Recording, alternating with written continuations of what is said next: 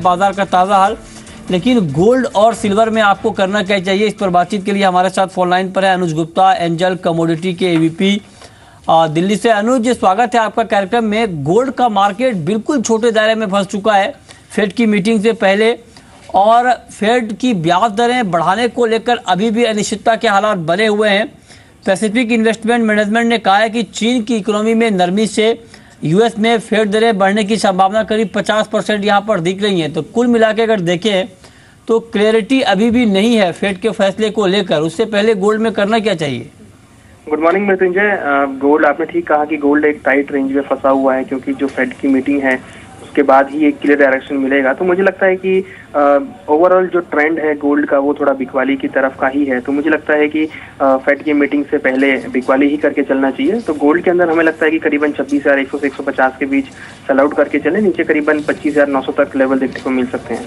अच्छा, एक बात अनुज आप बताइए कि अगर फेड यहाँ पर ब्याज दरों में बढ़ोतरी करता है तो उसके बाद क्या गोल्ड की कीमतों में एक जोरदार गिरावट की संभावना आप देख रहे हैं? देखिए, मुझे लगता है कि काफी दिनों से ये इवेंट न्यूज में रहा है और काफी दिनों से इसमें प्राइस मूवमेंट रहा है। तो कहीं ना कहीं मुझे लगता है कि ये जो ओवरऑल है एक बड़ा सेल ऑफ वो यहाँ पे डिस्काउंट हो चुका है। हो सकता है कि आते ही एक झटके से गिरावट देखने को मिले, बट मुझे लगता नहीं कि यहाँ पे ज्यादा गिरावट देखने को मिलेगी, क्योंकि ऑलरेडी अब ये जो न्यूज है वो डिस्काउंटेड हो चुकी है। और अगर हम एक नहीं अनुज, ये जो आप कह रहे हैं कि न्यूज डिस्काउंटेड हो चुकी है, ये थोड़ा सा कंफ्यूजन वाली बात है, क्योंकि यही तो इस बैठक की सबसे बड़ी खासियत है। फेड की तमाम बैठकों से ये बैठक इसलिए अलग है कि इस बैठक को लेकर कोई भी श्योर नहीं है कि क्या होने वाला है, और यही वजह है कि इस बैठक के फैसले का असर मार्केट पे भी बहुत ज्यादा दिख नहीं रहा है। कोई खबर अभी डिस्काउंटेड नहीं है मार्केट में, ये हम कह सकते हैं, क्योंकि अब तक कुछ साफ नहीं हो पाया है ब्याज दरों को लेकर, ब्याज दरें बढ़ेंगी या नहीं बढ़ेंगी। चलिए आगे बढ़ते हैं, बात करते हैं अब कच्चे तेल की और क्रूड की कीमतें जिस तरह से यहाँ पर दबाव में थी, आज थोड़ी सी रिकवरी है क्रूड में। क्या वजह आप देख रहे हैं क्रूड में? अभी आपको लगता है कि गिरावट अभी गहराने वाली है? देखिए, इन्वेंट्रीज काफी हाई मोड पे हैं, काफी ज्यादा सप्लाईज हैं, और अगर टेक्निकल पॉइंट ऑफ व्यू से भी देखें तो प्राइस ऑफ $45 के नीचे ट्रेड कर रहे हैं। कल भी एक अच्छा सेल ऑफ देखने को मिला था। मुझे लगता है कि आज भी जो ट्रेंड है वो गिरावट का ही रहेगा।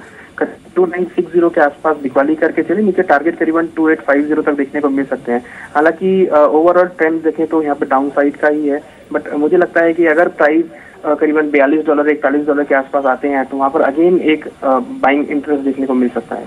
ओके। मेटल में कल जोरदार गिरावट आई थी, आज बाजार हल्की रिकवरी की कोशिश करता हुआ दिख रहा है। आज के कारोबार में बाजार की चाल आप क्या एक्सपेक्ट कर रहे हैं?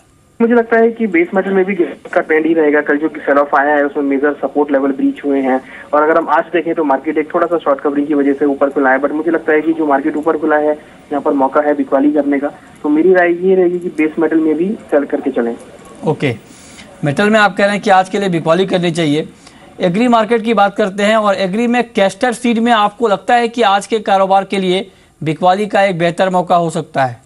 देखिए, बिल्कुल मुझे लगता है कि कैस्टर सीड के अंदर जो ट्रेंड है वो डाउन साइड का रहेगा। नीचे अगर हम देखें तो बिकवाली ही करके चलनी चाहिए, और 4200 के आसपास सेल करके चलें, नीचे टारगेट करीबन 4100 देखने को मिल सकते हैं। टेक्निकल चार्ट से भी कल मार्केट ने एक अच्छा सपोर्ट लेवल ब्रीच किया है, तो मुझे लगता है कि इसके अंदर बिकवाली ही करके चलना चाहिए। ठीक है, चने को लेकर काफी उठापटक यहाँ पर देखने को मिल रहा है। पिछले एक हफ्ते में करीब 15% तक दाम टूटे हैं चने के, खबरें भी काफी ज्यादा है चने को लेकर।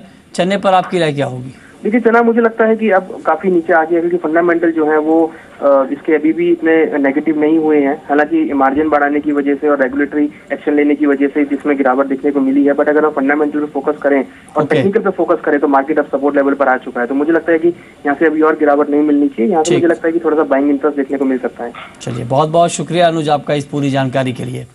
और अगर आप पोजिशनल ट्रेड करना चाहते हैं तो आपके लिए नेचुरल गैस सितंबर वायदा का एट्रैक्टिव काउंटर होगा। 182 पे आप बाई करिए, टारगेट होगा 192 का, और 175 के स्तर पर आप स्टॉप लॉस लगा सकते हैं। 7 से 10 कारोबारी सत्र में आपको ये लक्ष्य देखने को मिल सकता है। तो फिलहाल इस अपडेट में इतना ही, लेकिन 11:30 बजे हमारे साथ जुड़िए और जानिए कमोडिटी मार्केट